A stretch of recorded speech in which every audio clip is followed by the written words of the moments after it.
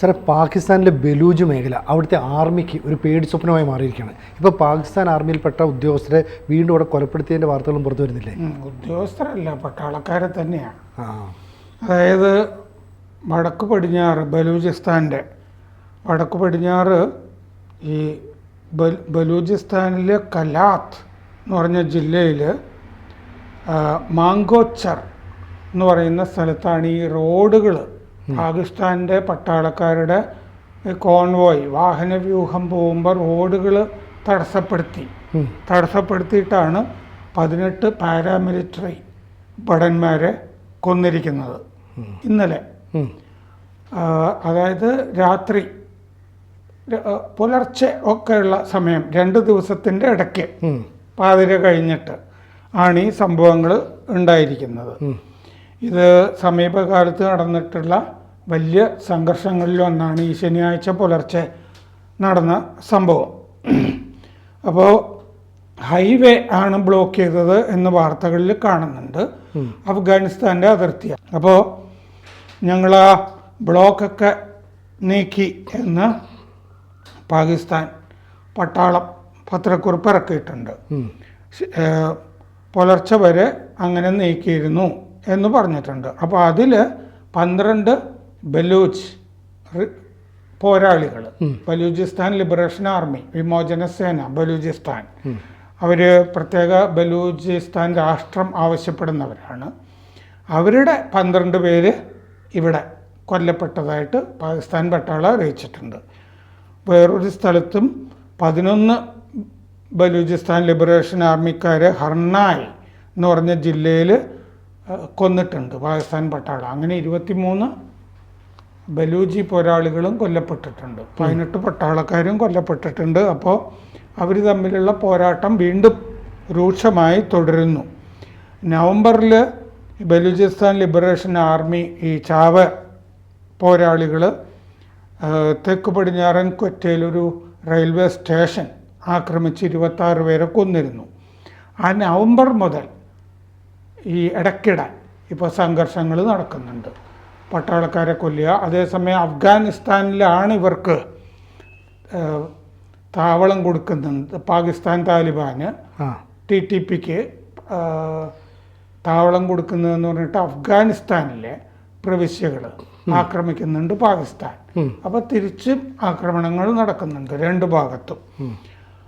ഈ ബലൂചിസ്ഥാൻ എന്ന് പറയുമ്പോൾ എണ്ണ, പിന്നെ പ്രകൃതി വിഭവങ്ങളൊക്കെ ധാരാളം അതിൻ്റെ ശേഖരമുള്ള സ്ഥലമാണ്.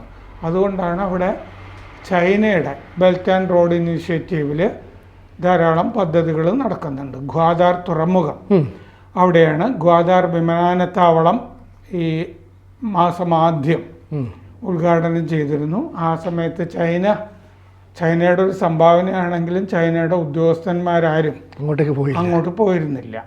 അപ്പോൾ പാകിസ്ഥാനുമായിട്ട് ഇപ്പം അത്ര നല്ല ബന്ധമാണോ ചൈനയ്ക്കുള്ളതെന്നുള്ള കാര്യത്തിൽ സംശയമുണ്ട്. കാരണം ചൈനയുടെ പൊളിറ്റിക്കൽ സെക്രട്ടറി പാകിസ്ഥാനിലേക്കുള്ള പൊളിറ്റിക്കൽ സെക്രട്ടറി കഴിഞ്ഞ ദിവസം ഒരു TV അഭിമുഖത്തിൽ വേണ്ടാത്ത അവകാശവാദങ്ങളൊക്കെയാണ് പാകിസ്ഥാൻ പുറപ്പെടുവിക്കുന്നത് എന്നുള്ള കാര്യം പറയുകയും ചെയ്തിരുന്നു. അപ്പോൾ ഫ്രോണ്ടിയർ കോർ എന്ന് പറയുന്ന സേനയിലെ ഭടന്മാരാണ് കൊല്ലപ്പെട്ടിരിക്കുന്നത് ഈ പാകിസ്ഥാൻ്റെ. അതായത് ഈ അഫ്ഗാനിസ്ഥാൻ അതിർത്തിയൊക്കെ സംരക്ഷിക്കേണ്ട ഫ്രോണ്ടിയർ കോറിലെ ഭടന്മാർ. അപ്പോൾ ഖൈബർ പഷ്തൂൺവ അവിടെയും പ്രശ്നങ്ങളുണ്ടല്ലോ. പടിഞ്ഞാറ് ഖൈബർ പഷ്തൂൺവ അതിർത്തിയിൽ 10 പോരാളികളെ 5 ഓപ്പറേഷനുകളിലായിട്ട് പാകിസ്ഥാൻ പട്ടാളം കൊന്നിട്ടുണ്ട്. തെഹ്രീക്ക് താലിബാൻ TTP BLA അവർ അത്യാവശ്യം പരസ്പരം ആശയവിനിമയം ചെയ്താണ് പാകിസ്ഥാനെതിരെ നീങ്ങിക്കൊണ്ടിരിക്കുന്നത്.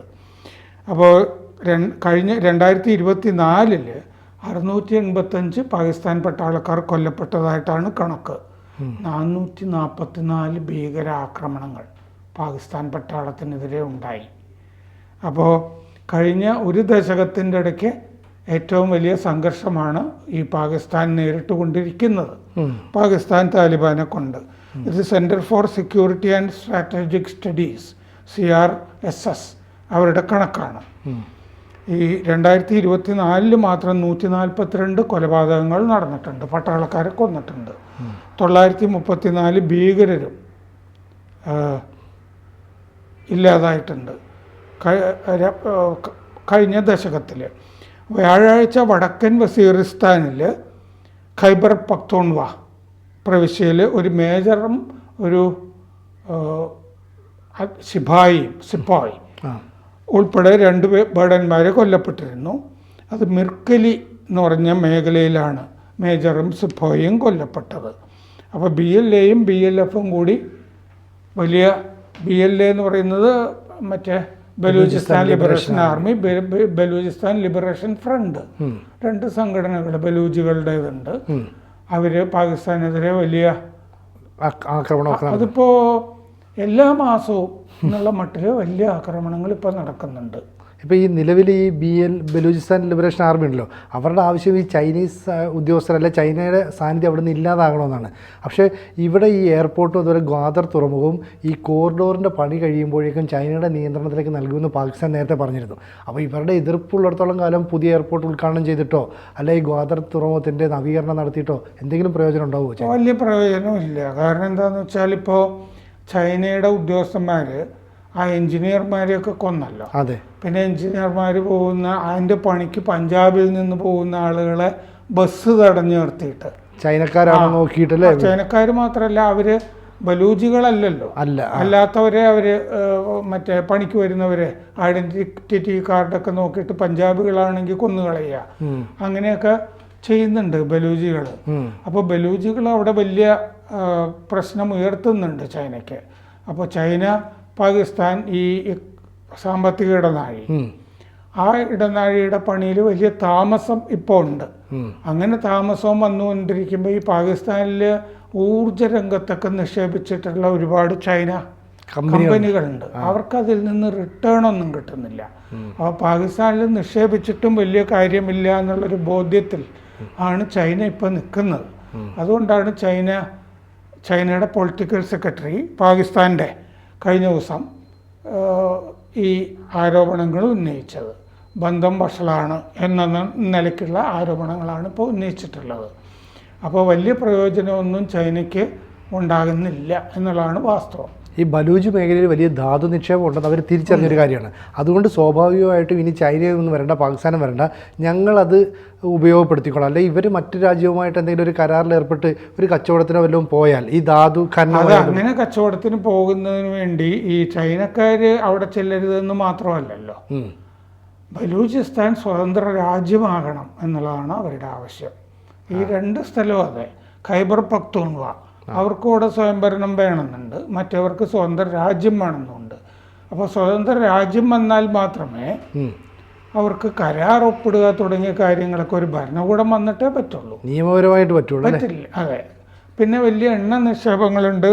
അപ്പോൾ പാകിസ്ഥാനിലൊക്കെ ഷെൽ പോലുള്ള വലിയ കമ്പനികൾ, നമ്മുടെ ആരാംകോ, അവരൊക്കെ വരാൻ മടിക്കുകയാണ്. വലിയ എണ്ണ നിക്ഷേപം ബലൂചിസ്ഥാനിൽ കണ്ടെത്തിയിട്ടുണ്ട്. പക്ഷേ അവിടെ ഡ്രിൽ ചെയ്യാനോ അല്ലേ, അതെ, പേടിയാണ് ഈ വലിയ കമ്പനികൾ. സ്വാഭാവികമായിട്ടും കൂടുതൽ എഞ്ചിനീയേഴ്സ് അല്ലെ ടെക്നിക്കൽ ആളുകളൊക്കെ അവിടെ വരണം, വലിയ തോതിൽ ഇൻവെസ്റ്റ് നടത്തണം. ഇതിൻ്റെ ഒന്നും റിട്ടേൺ കിട്ടിയില്ലെങ്കിൽ പിന്നെ എങ്ങനെയായിരിക്കും അവിടേക്ക് വരിക? അതെ, അതാണ്. അപ്പോൾ അതുകൊണ്ട് ഇപ്പോൾ അഫ്ഗാനിസ്ഥാൻ താവളമാക്കിയിട്ട് വലിയ ആക്രമണങ്ങൾ, പാകിസ്ഥാൻ താലിബാൻ്റെ TTP, പിന്നെ അവരുടെ ആക്രമണങ്ങൾ ഈ അതിർത്തികളിൽ ഏതാണ്ട് എല്ലാ ദിവസവും ഉണ്ട്. ഇപ്പോൾ ഈ ട്രംപ് ഭരണകൂടം വന്നപ്പോഴത്തേക്ക് ഈ മെക്സിക്കോയ്ക്കും കാനഡയ്ക്കും ഒക്കെ 25% നികുതി കൂട്ടി, ചൈനയ്ക്ക് 10% കൂട്ടുന്നതാണ്. അപ്പോൾ ചൈന ഇത് മുന്നിൽ കണ്ടുകൊണ്ട് ഇന്ത്യയുമായിട്ടുള്ള ആ വിദ്വേഷമൊക്കെ അവസാനിപ്പിച്ച് ഇന്ത്യയുമായി ഒരു കൂട്ടുകൂടാനുള്ള എല്ലാ ശ്രമങ്ങളും ആരംഭിച്ചു കഴിഞ്ഞിട്ടുണ്ട്. അപ്പോൾ സ്വാഭാവികമായിട്ടും പാകിസ്ഥാന് ചൈനയുടെ സഹായം ഒന്നും ഇനി കിട്ടില്ല എന്നുള്ള ഉറപ്പല്ലേ? ഏതാണ്ടത് ഉറപ്പാണ്. കാരണം ഈ വേലിക്കലിരുന്ന പാമ്പിനെ എന്നുള്ള പഴഞ്ചൊല്ലാണ് ഇപ്പോൾ ചൈനയുടെ മുമ്പിലുള്ളത്. അതുകൊണ്ടാണ് അവർ കഴിഞ്ഞ ദിവസം തുറന്ന് ഈ പറഞ്ഞത്. അപ്പോൾ എന്നിട്ട് ഗ്ലോബൽ ടൈംസ് എഴുതുകയും ചെയ്തു, ഈ ഗ്വാദറിലെ വിമാനത്താവളം ഞങ്ങളുടെ ഒരു സംഭാവനയായിട്ട് ഞങ്ങൾ കരുതുന്നുള്ളൂ, ഞങ്ങൾക്ക് പ്രയോജനമൊന്നുമില്ല എന്നുള്ളതാണല്ലോ അതിൻ്റെ അർത്ഥം. കാരണം അത് ബലൂചിസ്ഥാനിലാണ്, അവിടെ കൊണ്ടുപോയി ഇത് സ്ഥാപിച്ചിട്ട് ഞങ്ങൾക്ക് ഗുണം കിട്ടുന്നില്ല, പാകിസ്ഥാനിൽ നിന്ന് ഞങ്ങൾക്ക് സംരക്ഷണം കിട്ടുന്നില്ല.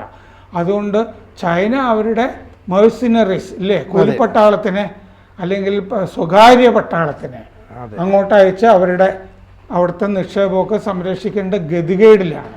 നമ്മളൊരു രാജ്യത്ത് കൊണ്ട് നിക്ഷേപിക്കുന്നു, പിന്നെ ആ നിക്ഷേപങ്ങൾ സംരക്ഷിക്കാനായിട്ട് നമ്മൾ വേറെ പട്ടാളത്തിനെയും കൂടി അയക്കുക എന്ന് പറഞ്ഞാൽ എങ്ങനെയാണ്? നമ്മളൊരു രാജ്യത്ത് നിന്ന് പലതും പ്രതീക്ഷിക്കുന്നുണ്ടല്ലോ, ഈ പ്രതീക്ഷിക്കുന്ന ഒന്നും ചൈനയ്ക്ക് കിട്ടുന്നില്ല. അതുകൊണ്ടാണ് ഒരു ഭീകരരാഷ്ട്രത്തിൽ പോയി നിക്ഷേപിച്ച അവസ്ഥയിലാണ് നിൽക്കുന്നത്. ചൈന പിന്നെ അമേരിക്കയുടെ ശത്രുവാണ്. അപ്പോൾ എന്തായാലും ഇപ്പോൾ മാനസ സരോവർ യാത്ര ചൈന കോവിഡ് കഴിഞ്ഞിട്ട് പുനരാരംഭിക്കുന്നുണ്ട്. സേന ഈ പല സ്ഥലത്തു നിന്നും പിൻവാങ്ങിയിട്ടുണ്ട്, ലഡാക്ക്, ഗാൽവാൻ പ്രദേശങ്ങളിൽ നിന്നൊക്കെ പിൻവാങ്ങിയിട്ടുണ്ട്. അപ്പോൾ കുറച്ച് ആഭ്യന്തര പ്രശ്നങ്ങൾ അവിടെ ഷി ജിൻപിങ് നേരിടുന്നുണ്ട്. അതുകൊണ്ടിപ്പോൾ നല്ല കുട്ടിയായിട്ടാണ് അദ്ദേഹം കാണപ്പെടുന്നത്. അത്രയും ഇന്ത്യക്ക് നല്ലതാണ്. കൂടുതൽ വാർത്തകളും വിശേഷങ്ങളും നിങ്ങളിലേക്ക് എത്താൻ ABC മലയാളം സബ്സ്ക്രൈബ് ചെയ്യുക, ബെൽ ബട്ടണും അമർത്തുക.